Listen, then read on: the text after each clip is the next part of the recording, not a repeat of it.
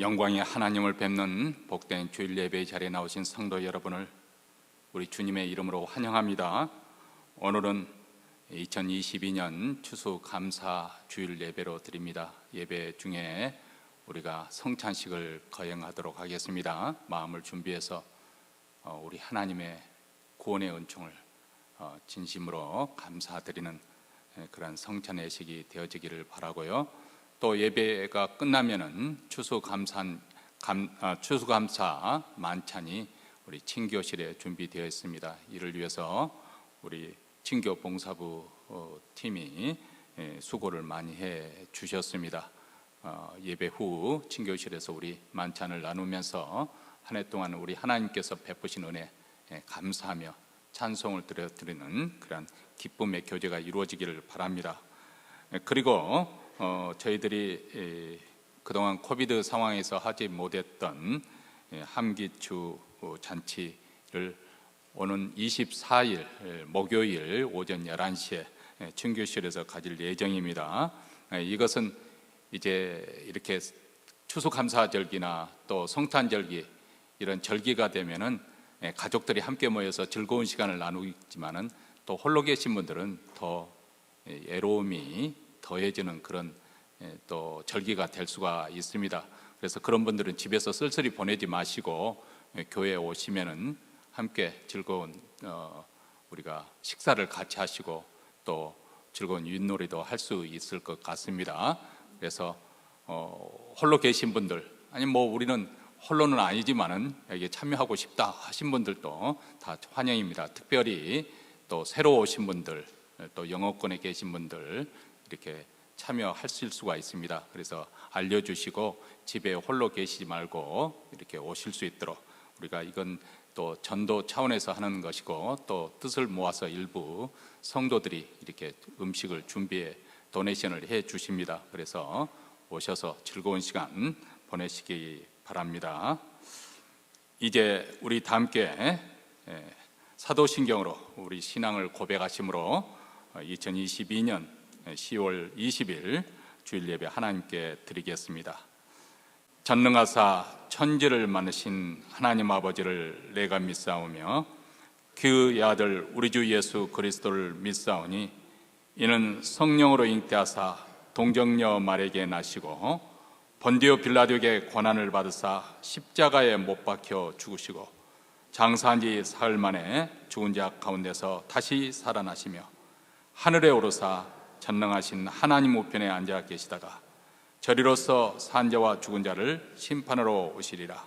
성령을 믿사오며 거룩한 공예와 성도가 서로 교통하는 것과 죄를 사하여 주시는 것과 몸이 다시 사는 것과 영원히 사는 것을 믿사옵나이다.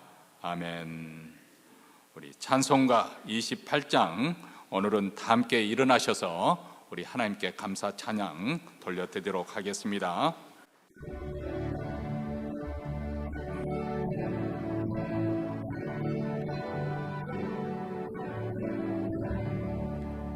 복의 근원 강림하사 찬송하게 하소서.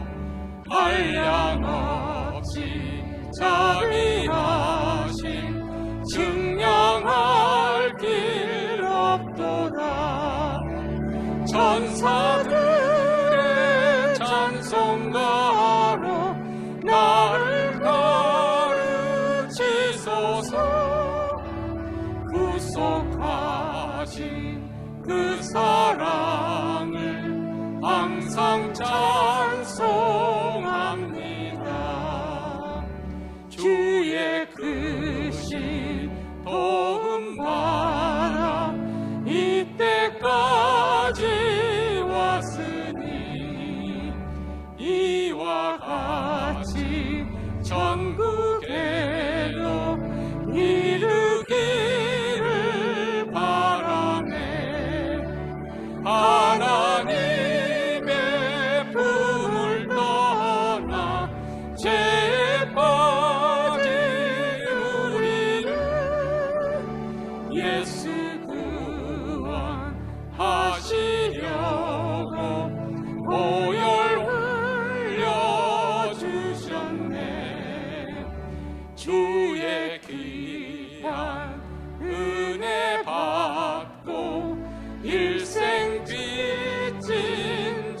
되네. 주의 은혜 사슬 대사 나를 주께 매소서. 우리 마음은 연약하여 범죄하기 쉬우니 하나님이 받으시고 전국 일을 지소서.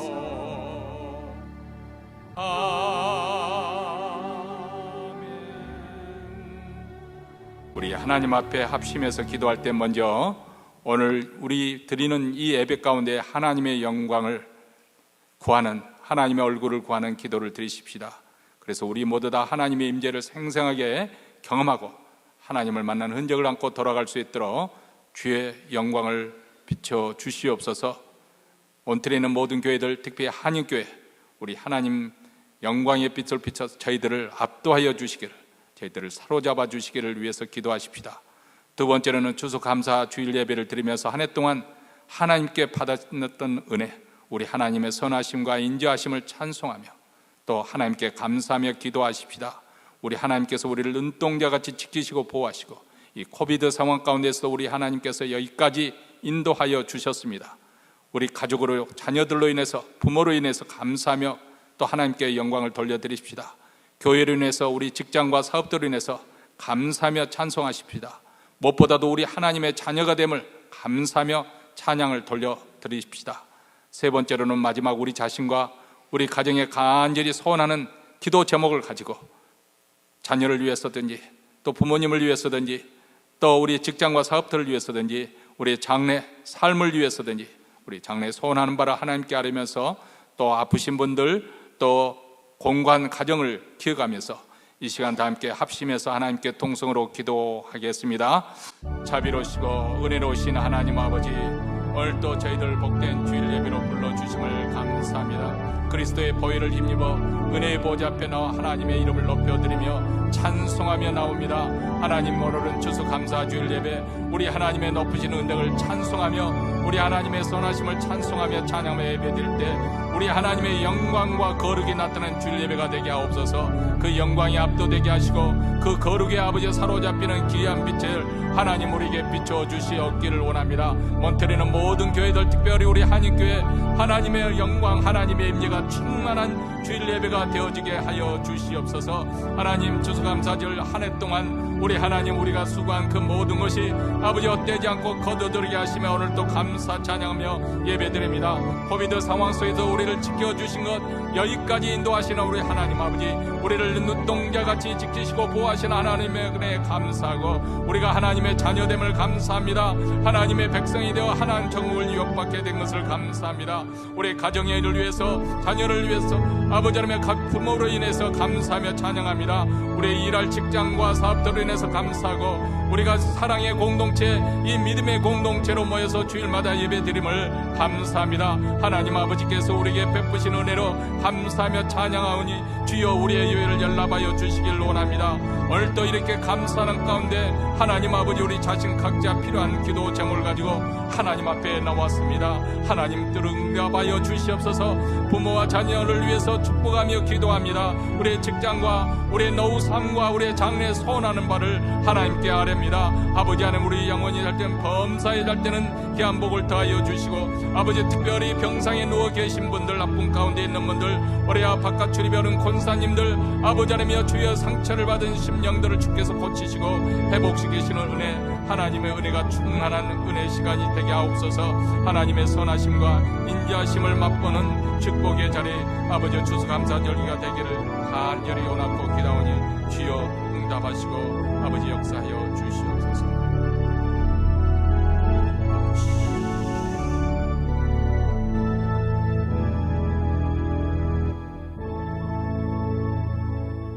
하늘에 계신 우리 아버지여, 이름이 거룩히 여김을 받으시오며 나라에 임하옵시며 뜻이 하늘에서 이룬 것 같이 땅에서도 이루어지이다.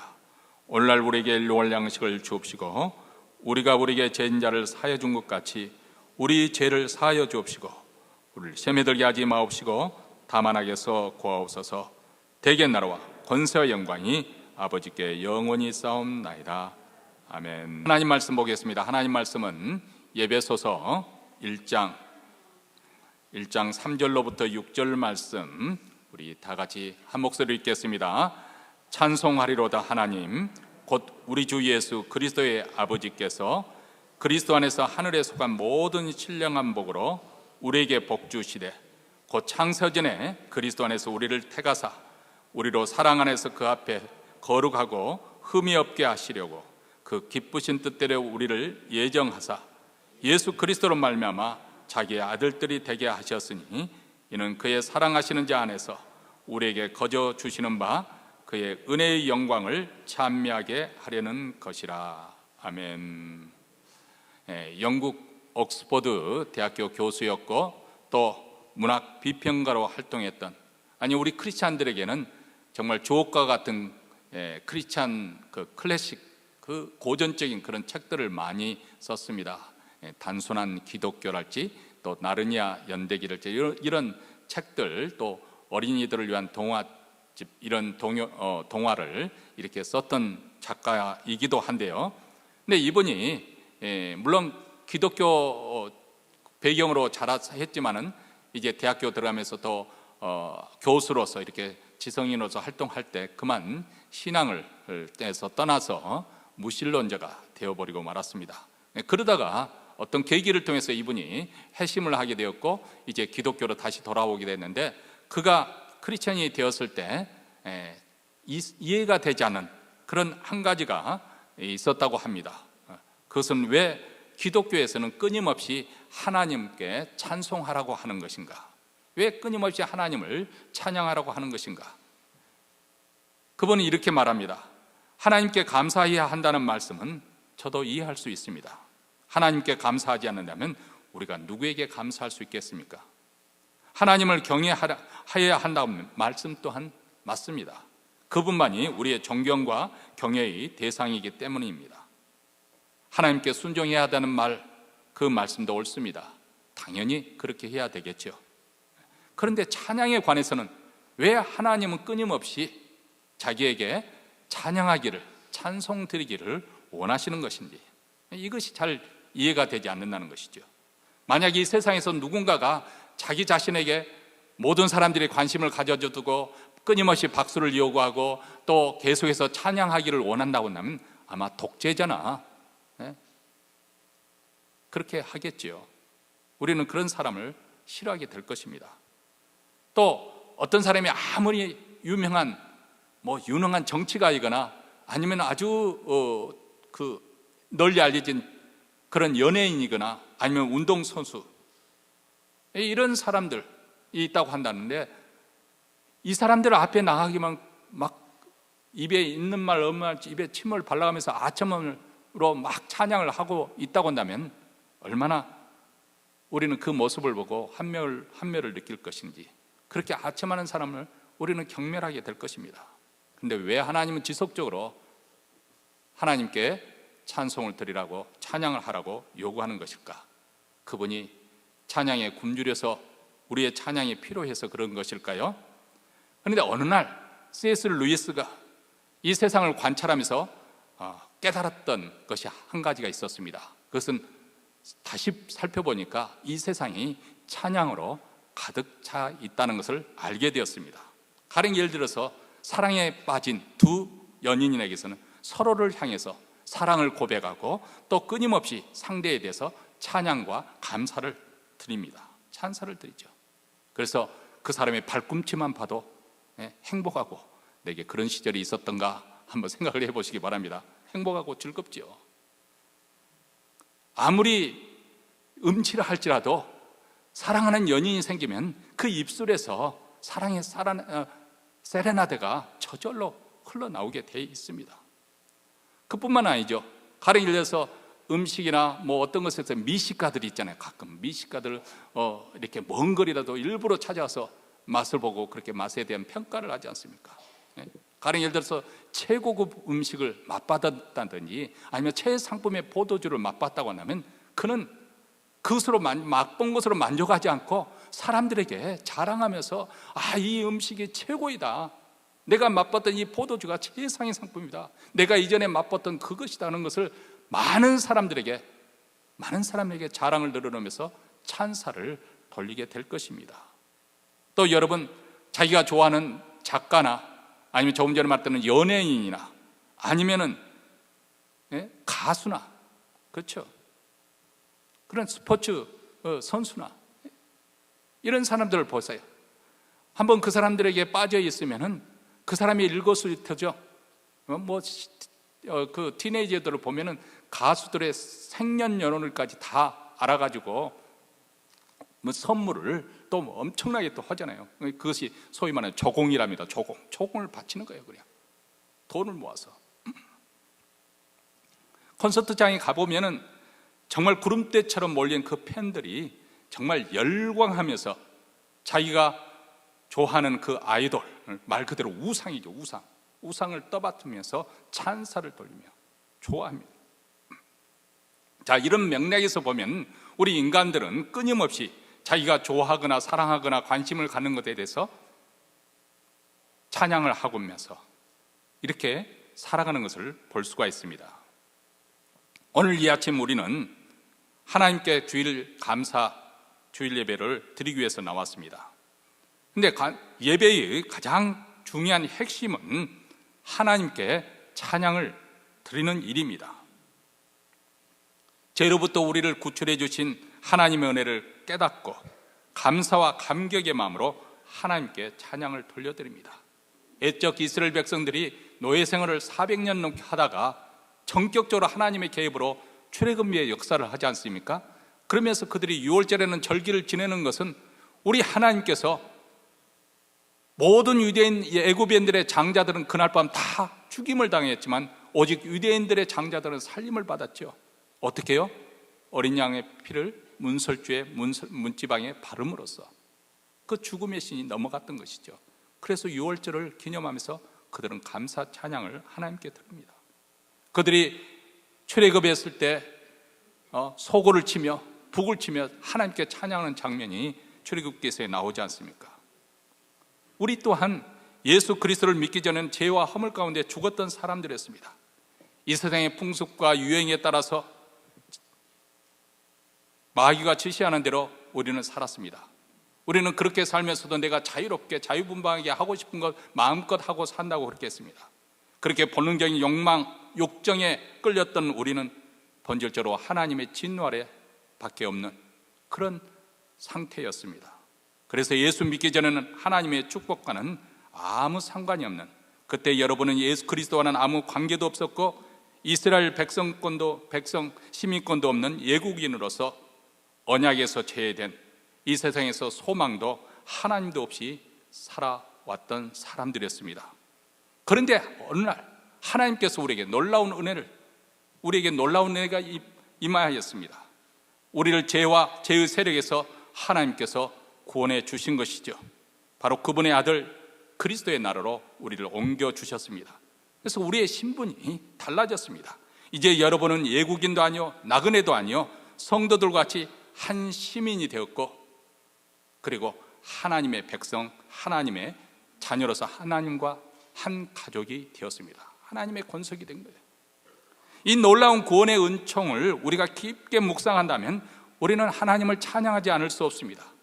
그리고 우리가 하나님을 알아가면 알아갈수록 우리 하나님의 지고의 선이시고 지고의 의로우시고 거룩하신 분이시고 그분은 지고의 미절정이시라는 것을 알게 될 때, 이 세상에 아름다운 것이 참 많죠. 아름다운 산천, 놀라운 광경, 장엄한 그 풍경에 놀라기도 하고, 또 아름다운 그런 미인을 보고 또 사람이 찬탄을 하지만은, 그러나 미의 절정, 최고의 절정은 우리 하나님이세요. 이런 하나님을 알게 된다면 우리는 찬양하지 않을 수가 없는 것이죠. 만약 찬양이 없다고 한다면 그 사람은 여전히 하나님 말씀, 복음으로부터 가리워져 있거나 복음이 주는 그 구원의 내용을 아직도 의미를 깨닫지 못할 수 있습니다.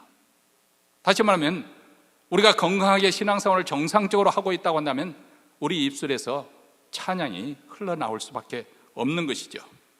여러분, 사도 바울이 에베소서를 쓴 이유도 여기에 있습니다. 에베소에 있는 성도들은 다 예수를 믿어 구원받은 사람들이에요.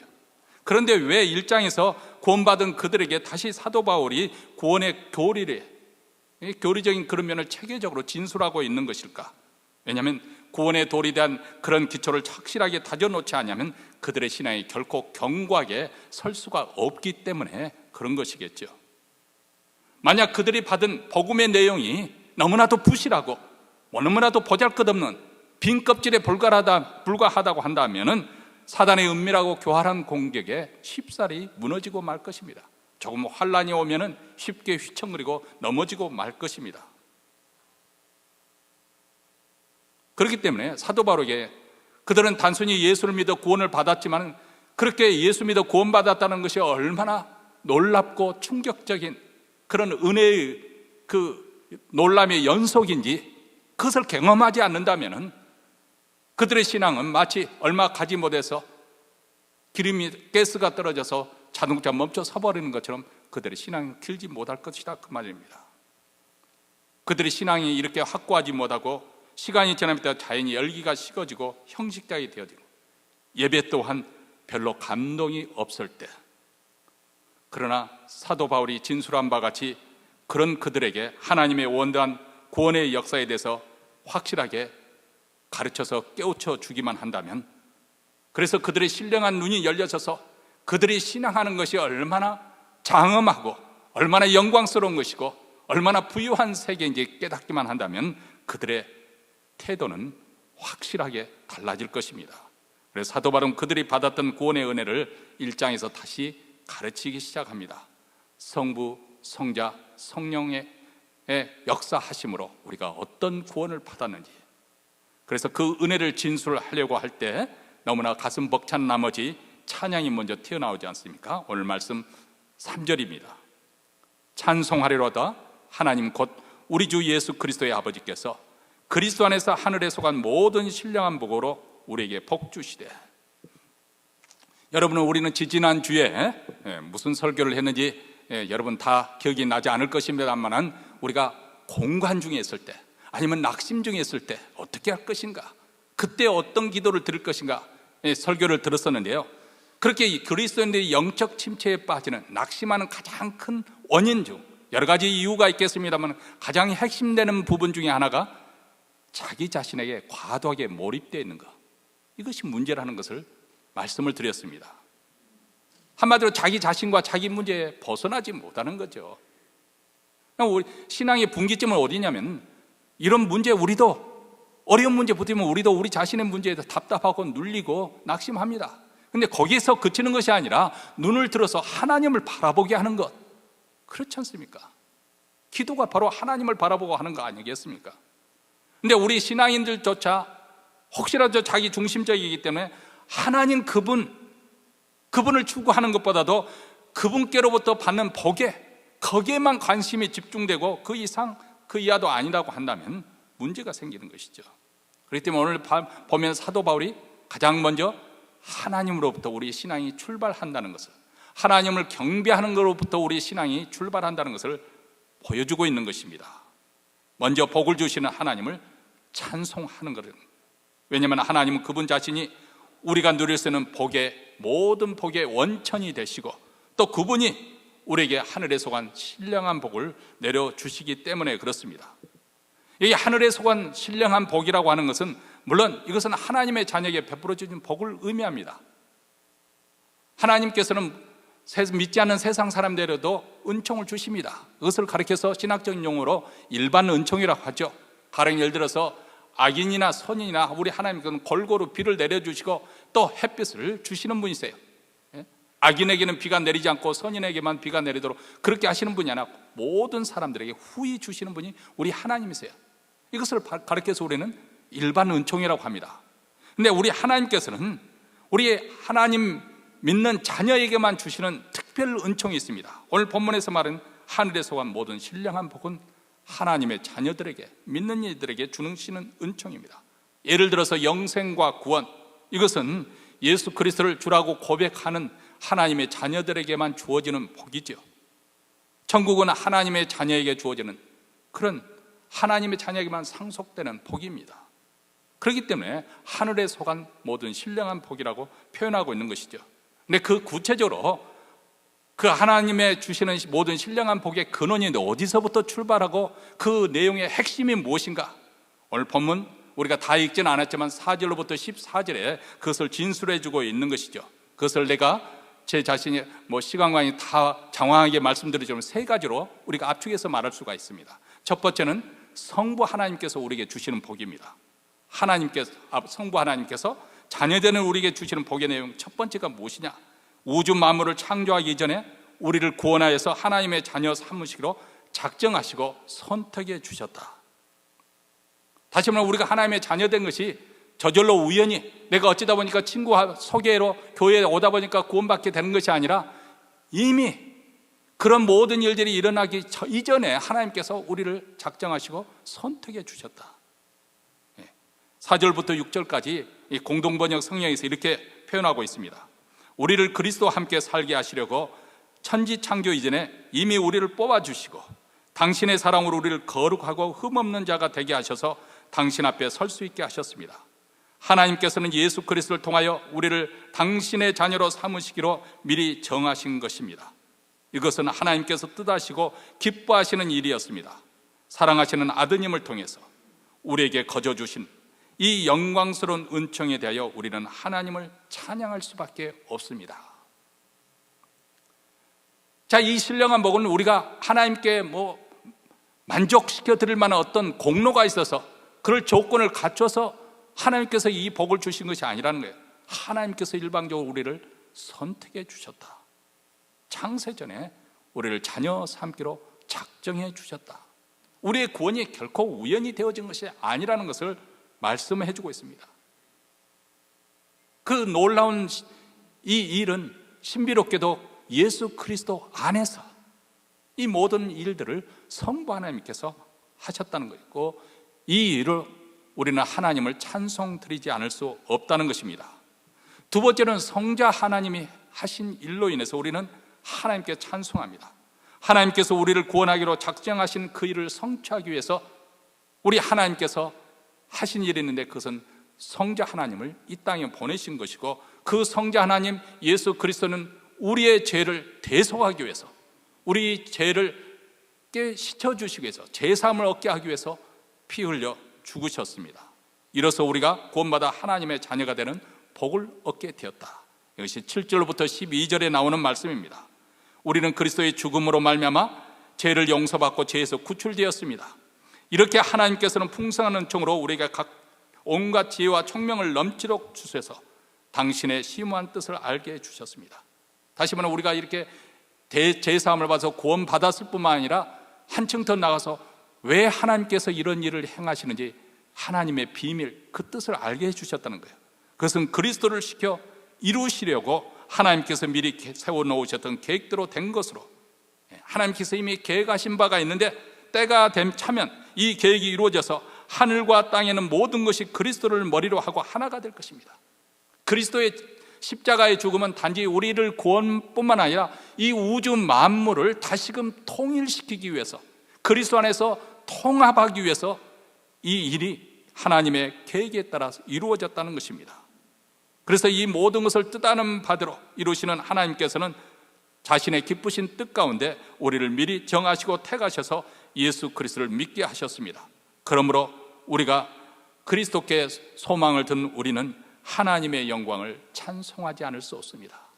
사도 바울은 두 번째로 성자 하나님이 하신 그 일로 인해서, 또 그분을 통해서 하시려는 하나님의 구원의 놀라운 그 장엄한 원대한 구원의 그 계획으로 인해서 감사하며 찬송을 돌려드린다. 마지막 세 번째는 성령 하나님 때문에, 하나님께서 작정하시고 그리스도의 십자가의 피로 우리가 제사하며 은총을 받았는데, 이 은총이 우리에게 임할 수 있도록, 적용될 수 있도록, 그리고 효과가 날 수 있도록 하시는 분이 바로 성령 하나님이시다. 그래서 하나님 백성된 우리는 영광스러운 하나님 나라를 상속받는 그 영광스러운 자리로 나아갈 수 있게 되었습니다. 이로 인해서 우리는 하나님께 찬송을 돌리지 않을 수 없습니다. 우리가 하나님의 말씀 복음을 듣는 그 순간 성령께서 우리 마음에 신비롭게 역사해서 우리를 하여금 거듭나게 하시고, 그래서 우리 예수 그리스도의 그 십자가의 복음, 그 복음을 우리로 하여금 믿어지게 하시는 분, 성령 하나님이죠. 근데 이 성령 하나님이 우리에게 임했다는 것은 무엇을 의미하느냐? 우리가 하나님의 자녀가 되었다는 것, 하나님의 나라를 유업으로 받을 상속자가 되었다는 것을 확증해 주는 표라는 것입니다. 인을 쳐주셨다. 이 말은 무슨 말이냐면, 가령 우리가 집을 매매할 때, 집을 살 때 모든 것을 다 사인하고 난 다음에 보증금을 주잖아요. 다운페이먼트. 다운페이먼트가 지불됨을 통해서 이 집은 이제 물론 다 페이를 해야 되겠지만은 이 집은 그 명의 이전이 나에게로 옮겨가는 것이죠.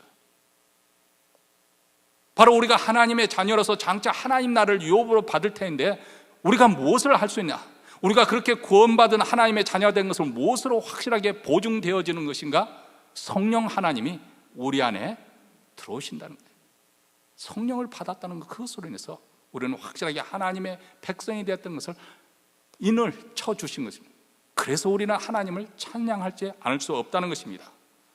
하나님께서 이렇게 창세전부터 작정하시고 진행하신 이 구원의 내용, 구원의 방식, 이것은 성부, 성자, 성령 하나님이 함께 동행함으로써 이루어지는, 한마디로 장엄하게 수천 년, 수만 년에 걸쳐서 이루어지는 구원의 역사입니다. 아니, 창세 이전으로부터 우리의 구원은 거슬러 올라갈 수가 있다, 그 말입니다. 그리고 장차 도래할 영광의 나라를 우리는 어떤 유업으로 받을, 그래서 우리는 그 나라를 고대하고 있습니다. 현재 삶이 아무리 고달프고 힘들어도 만물이 그리스도 안에서 새롭게 될 그날을 바라보면서 우리는 소망을 갖기 때문에 믿음으로 인내하며 사는 것입니다. 이런 하나님의 계획과 섭리를 생각하면 우리의 마음이 뜨거워지지 않을 수가 없는 것이죠. 사도 바울도 여기까지 생각이 미치니까 하나님에 대한 경외감으로 찬송하지 않을 수 없었겠지요. 그래서 이 부분을 쓰면서 아마 벌떡 일어나서 땅에 엎드려져서 하나님께 경배하실지도 모릅니다. 찬송하리로다. 하나님 곧 우리 주 예수 그리스도의 아버지께서 그리스도 안에서 하늘에 속한 모든 신령한 복을 우리에게 주시되. 여러분, 우리가 과연 어떻게 나 같은 죄인이 구원을 받을 수 있었는가 깊게 묵상을 해보면 그 은혜를 베푸시는 하나님을 우리는 찬송하지 않을 수 없습니다. 이것이 바로 그리스도인가 세상 사람들과의 다른 점이에요. 물론 세상 사람들도 자기에게 좋은 일이 일어나면 감사하는 마음이 생기겠고 또 하늘을 두고 찬송을 돌릴 수도 있겠지요. 그러나 우리는 어떤 상황에서든지, 아무리 열악한 상황에서든지 우리는 감사할 수 있습니다. 왜냐하면 우리에게 베푸시는 하나님의 그 놀라운 은총이 우리는 이미 깨달아지고 믿어졌기 때문에 그렇습니다. 여러분, 빌립보서를 보시기 바랍니다. 빌립보서는 사도 바울이 로마 감옥에서 갇혀서 썼던 편지임에도 불구하고 거기에는 감사라는 내용이 계속 반복해서 나오고 있습니다. 주 안에서 항상 기뻐하라. 내가 다시 말하노니 기뻐하라. 지금 사도 바울은 자기는 감옥 속에 있기 때문에 어쩔 수 없는 상황이지만 너희들만이라도 기뻐하라 그렇게 말하고 있는 것도 아닙니다. 본인도 감옥 속에서 감사하며 기뻐하며 너희들도 나와 같이 기뻐하기를 원한다. 여러분, 사도행전 16장에 돌아가 보면 사도 바울이 처음 유럽으로 가서 첫 번째 도성 빌립보 도성에 가서 이렇게 복음을 전합니다. 그런데 거기서 해프닝이 일어나죠. 귀신 들린 그 여종을, 귀신을 쫓아내주는 그런 역사가 일어나게 됩니다. 근데 귀신 들린 이 여종으로 인해서 점을 치고, 그렇게 점을 쳐줌으로써 이렇게 돈을 벌던, 아마 몇몇 주인들이 돈을 투자해서 그 여종을 샀던 것 같아요. 그 주인들이 화가 났습니다. 이를 통해서 돈을 벌어야 되는데 귀신이 쫓아버렸으니까, 온전하게 되어버린 그 여종이 점을 칠 수 없으니까. 그래서 고발을 하지요. 그리고 관원들이 바울과 실내의 옷을 벗기고 심하게 매질을 하고, 그리고 난 다음 깊숙한 감방에 집어넣고 손발을 착고에 채워가지고 잠궈뒀습니다. 그리고 난 다음 한밤중입니다. 바울과 실라가 기도하면서 하나님을 찬미합니다. 참 억울하기 딱이 없고 답답하기 그지없는 상황에서 그들이 찬양을 하나님께 돌려드리는데 어떤 일이 일어났나요? 지진이 일어났다 했어요. 옥토가 걸리고 문들이 모두 열리고, 그리고 죄수들을 묶었던 쇠사슬이 다 풀리는 그런 일이 일어났습니다. 여러분, 물론 예외적인 특별한 상황이긴 하지만은 이런 유사한 것이 그리스도인의 삶이에요. 환경을 뛰어넘을 수 있는 그런 능력이 나타나는 그리스도의 삶입니다. 일부 영적 엘리트들, 사도 바울 같은 탁월한 사람들만 일어날 수 있는 일이 아니라 우리 모두에게도 어떤 우리의 삶의 역경이 있어도 환난이 아니면 시련이 있다 할지라도 우리 가슴으로부터 끌어올리는 기쁨, 감사, 찬양, 이것이 흘러나올 수 있는 것이 우리 그리스도인의 삶이라는 거예요. 바로 초대교회의 성도들은 무서운 핍박 속에서도 이렇게 기쁨이 충만했던 것을 우리에게 보여주지 않습니까? 만약 우리 그리스도인들도 이렇게 이 초대교회 성도들처럼 그렇게 하나님을 찬양하는 그 지점까지 나아가지 못하고 혹시라도 하나님께서 내게 주신 복에만 우리가 집중되어 있다고 한다면 자칫하면 우리 신앙은 기복적인 신앙에 불과하게 전락해 버릴 수 있습니다. 여러분, 기복적인 신앙이라는 것이 무엇입니까? 이런 사람들의 두드러지게 나타나는 특징이 있어요. 그들의 관심사는 지극히 물질적인 것, 그렇죠? 현세적이고 이기적이라는 것. 그러니까 예수를 믿어도 여전히 이기적이에요. 왜 이렇게 달라지지 않는 것일까요? 그들의 관심사는 온통 자기 자신, 자기가 누리고 있는 이 물질적인 복, 거기만 관심이 있기 때문에 그렇습니다. 다시 말하면 하나님을 믿는 것도 자기의 욕심을 채우기 위한 하나의 방편, 수단으로 사용하는 거예요. 자식이 잘 되고, 물론 잘 돼야 되고, 우리가 또 위해서 기도를 합니다만 그것이 전부가 아니잖아요.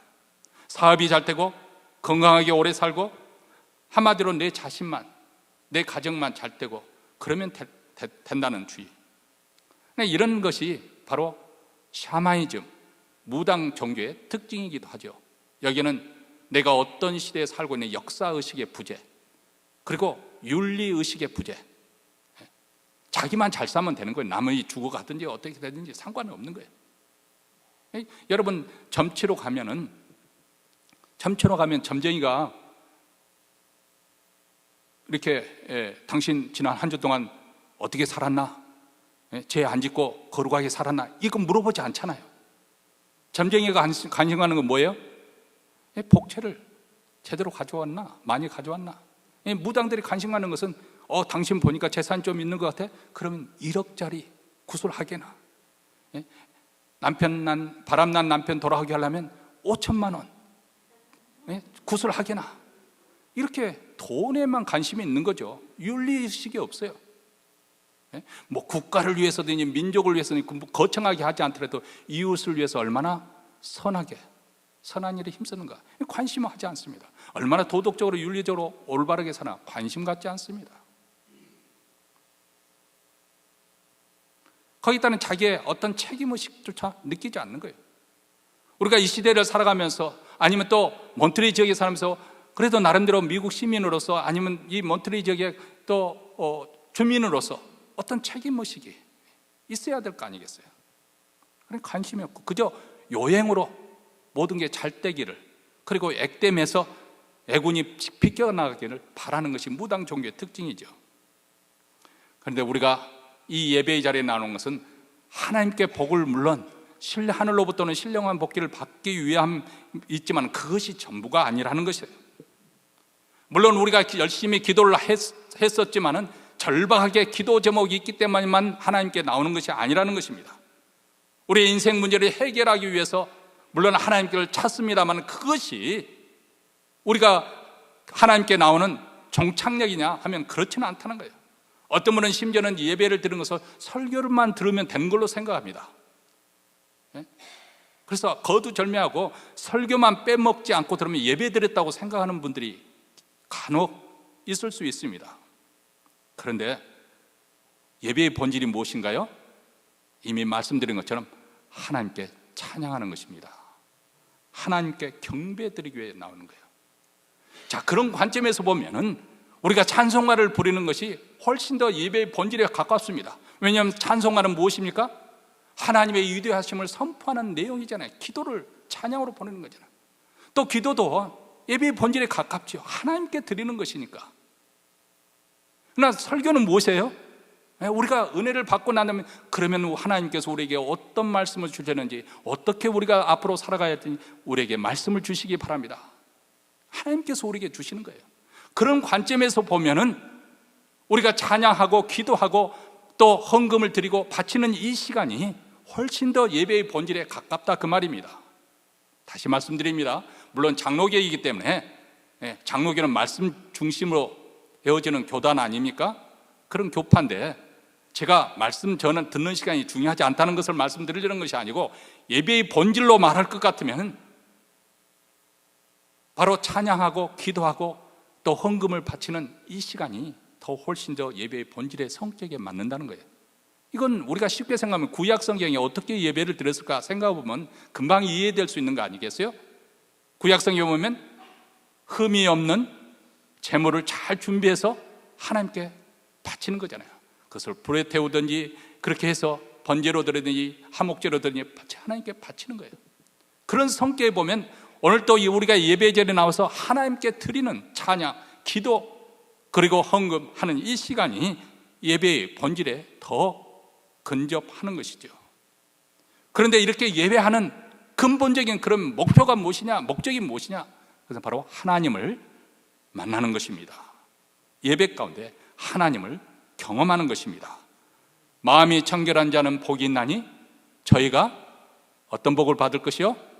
하나님을 볼 것이요. 하나님을 보는 거예요. 이것이 어떻게 보면 모든 종교의 궁극적인 지향하는 바이기는 하지만은 우리 기독교에서 특별히 목사님 하나님 본다니까 어떻게 하나님께서 눈으로 보실 수 있도록 그렇게 증거를 보이시거나 기적이 나타납니까? 물론 그렇게도 하실 수 있지만은 찬양하는 가운데, 기도하는 가운데, 예물을 드리는 가운데, 말씀을 듣는 가운데 하나님께서 내 마음을 변화시켜 주시는 거예요. 예배 드리기 전에는 낙담이 되고 절망이 되고 살 소망이 없어 보이는데 예배 드리는 가운데 문득 깨달아진다니까요. 다음 설교에 드릴 내용의 일부에서 더 이상 기미를 누설하지 않겠습니다만 예배 드리는 중에 깨달아진다니까, 믿어지는 거예요. 그래서 예배 드릴 때 아주 초라한 모습으로 들어왔는데 예배 드리고 나갈 때는 세상을 마치 정복할 수 있는 사람이처럼 믿음의 담대함을 가지고 나갈 수 있는 거예요. 하나님을 만난 증거죠. 하나님께서 그 마음을 이미 만져주신 거예요. 변화가 일어난 거예요. 하나님의 존재가 느껴지는 거예요. 하나님이 살아계셨다고 하니까 우리가 담대하게 믿음을 가지고 세상을 향해 나갈 수가 있는 것이죠. 바로 이 지점까지 나아가는 것, 하나님을 만나고 경험하는 다리까지 나아가는 것이 예배입니다. 그러므로 우리 예배는 마음과 가슴에서 뜨겁게 우러나와야 되는 것이고, 뜨거운 마음으로 사시는 하나님을 찬양하고 하나님을 향해서 진지한 기도 속에 참되신 하나님께 나아가야 하는 것이고, 또 감사함으로 하나님 말씀을 받는 것입니다. 어떤 의무감에서 마지못해서 누가 강요해서 하는 것이 아니라, 또 내가 복을 그렇게 해야만 받는 것 때문에 그런 것이 아니라 바로 그것이 살아계신 하나님께 예배드리는 것이기 때문에, 경배하는 것이기 때문에, 찬양하는 것이기 때문에, 그분의 거룩한 속성으로 인해서, 거룩한 성품으로 인해서 얼마나 기가 막힌 성품을 가지고 계신, 놀라우신 그분의 영광스러운 자태, 그리고 그분의 우리를 향하신 그 끝없는 사랑, 무한한 은총, 그분의 구속의 역사로 인해서 우리는 경이로움과 경외감에 사로잡혀서 하나님을 찬송하게 됩니다. 그래서 사도 바울은 에베소 성도들에게 1장에서 그들에게 하나님께서 우리에게 어떤 구원을 허락해 주시는지, 어떻게 우리에게 구원이 임하였는지 창세전까지 거슬러 올라가서 성부 하나님께서 우리를 선택하시고 예정하시고, 성자 하나님께서 우리를 그의 피로 구속해 주시고, 성령 하나님께서 우리를 인쳐주신, 그렇습니다. 하나님이 어떤 분이신지 알아셔야, 또 하나님께서 그리스도 안에서 어떤 일을 행하시는지 우리가 알아야만이 갈보리 산 위에서 하나님께서 이루신 그 놀라운 하나님의 사랑, 그 드러난 하나님의 사랑을 우리가 알아야만이, 그리고 우리가 느껴지고 또 그 마음에 와 닿아야만이 우리가 하나님을 찬송할 수 있을 거 아니겠습니까? 그래서 우리 신앙의 선배들은 토굴 속에서나 산속 깊은 바다 위에서나 적막한 기도원에서 황량한 사막 가운데서도 하나님을 찬양했던 것입니다. 목 놓아 그들은 찬양했지요. 나의 기쁨, 나의 소망 되시며 나의 생명이 되신 주, 밤낮 불러서 찬송을 드려도 늘 아심 마음뿐일세. 나의 진정 사모하는 예수여, 음성조차도 반갑고 나의 생명과 나의 참 소명은 오직 주 예수뿐일세. 이런 찬양이 저절로 터져 나오는 것이죠. 이런 찬양과 경의와 감격에 흠뻑 젖은 후에 교회 문을 박차고 나가 보십시오. 그러면 무슨 일을 만나든지 우리는 넉넉함으로, 우리는 확신을 가지고 담대하게 만나게 될 것입니다. 설령 누가 우리를 흔들고 넘어뜨리려고 해도 흔들어도 상관없습니다. 흔들면 흔들수록 우리 속에 가득 찬 찬양이 더 흘러 넘칠 것입니다. 빌보 감옥에 갇혔던 바울과 실라 입술에서 찬양이 흘러나왔던 것처럼 우리 또한 그럴 것입니다. 이런 복된 삶이 우리 그리스도인의 삶이에요. 먹고 마시고 내 누울 것이 어디 있는가, 그런 차원이 아니라 한층 더 높은 차원, 이게 하늘에 속한 모든 신령한 복을 받은 누린 성도의 삶의 내용입니다. 이 찬양을 놓치지 않기 바랍니다. 하나님을 직접 뵙는 그 자리까지 나아가 찬양과 영광을 돌리는 영광스러운 그런 특권을 놓치지 않는 우리 모두가 되시기를 주의 이름으로 축원합니다. 기도하겠습니다.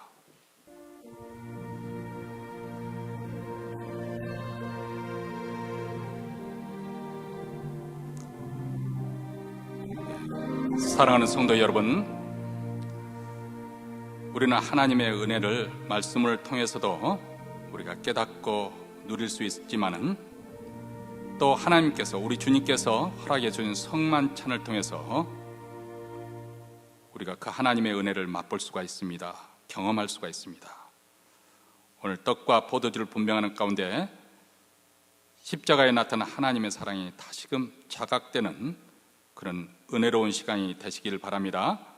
우리 찬송가 311장 1절과 2절과 4절 다 함께 부르시겠습니다.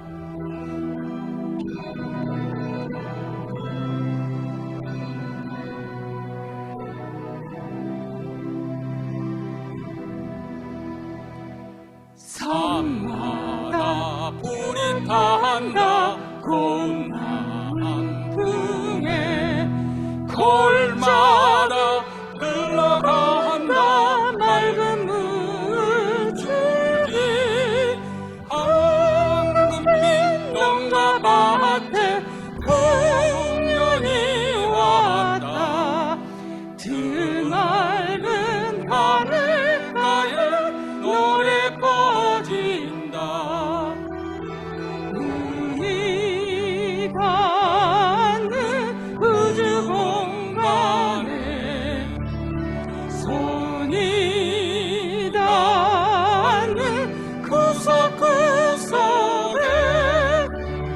우리 주님 주신 열매 우리 주님 주신 알고 감사하자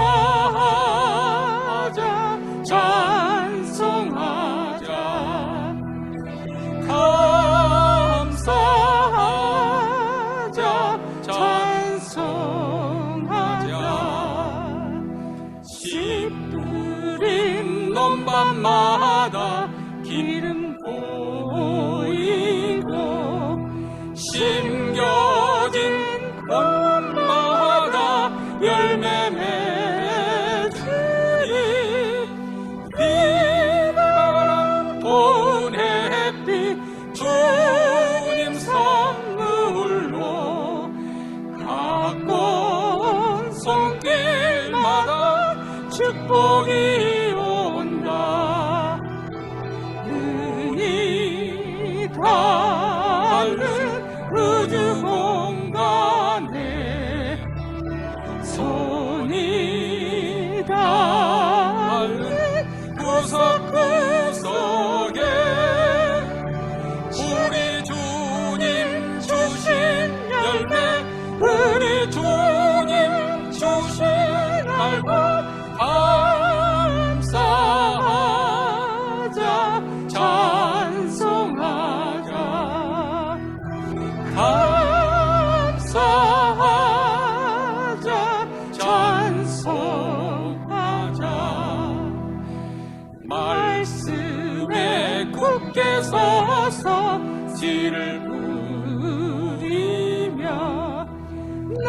날마다 단비 내려 갚아주시리.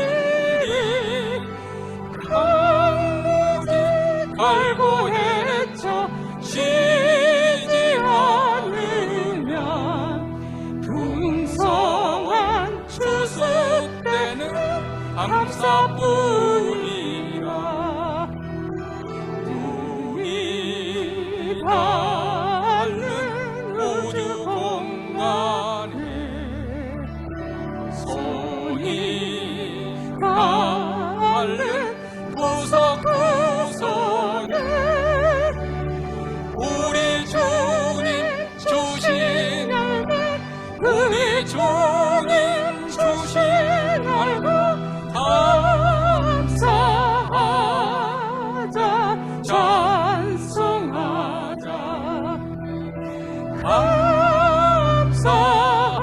감사하자,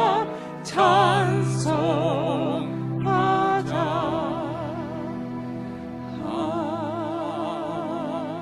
아멘.